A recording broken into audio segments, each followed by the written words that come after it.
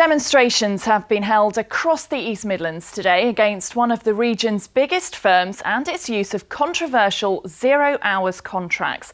Protesters gathered outside local branches of Sports Direct, demanding the company abolish this way of working. It came on the day that the firm was holding an important meeting at its headquarters at Shirebrook in North Derbyshire. Well, our social affairs correspondent Jeremy Ball is there now. Jeremy, what's happening at the moment? Well, Sarah, as you can see, demonstrators already gathering here in Shirebrook as shareholders at Sports Direct wrap up their annual general meeting. Now, we always knew that was going to be controversial because this morning one of the company's largest investors announced that it had lost confidence in the board of directors. And there were several questions at this meeting from shareholders who were worried about working conditions and worried about strike policy.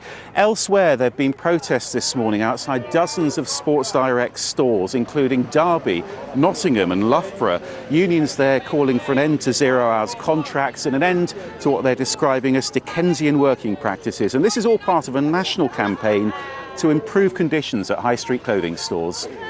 We want an end to zero-hours contracts because young people cannot stand forever and a day to be on zero-hours contracts. Nobody should. We want an end to that, and we think that Sports Direct make enough money to ensure that the workers have dignity, respect and fair wages. Jeremy, what's the company saying about all of this?